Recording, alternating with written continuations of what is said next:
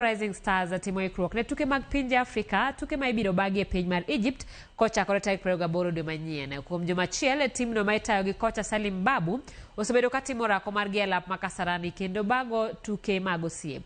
E tugono mar osiep mane obagi e lap ma Ulinzi Complex, Rising Stars nowuok amodhi gol 1-1 gi klab mar Kariobangi Sharks.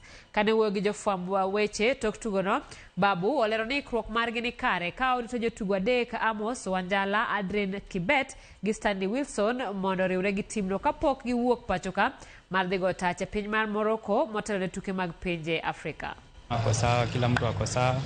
Kuna hiyo competition kwa kila position.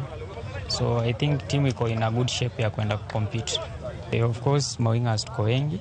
So kila msea na work na wote wako sawa. So it's up to the coaches, wao ndo watadecide nani watabeba nani na nani ataenda kuwakilisha team.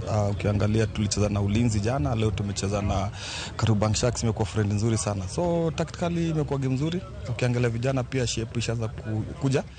Ukiangalia game kama jana tulifunga 4 goals, leo tumepiga 1-1, wamekuja equalize baadaye. But lakini imekuwa game nzuri kwa sababu ukiangalia vijana wetu vile wako na unaona kama at least shape ishaanza kuja mzuri. Na hiyo ndo nataka juu tunataka kwenda huko tuko ready, tunaweza defend, tunaweza attack. Pia kama tunaweza score kwa timu ya Premier League inamaanisha huko tunaweza kufunga.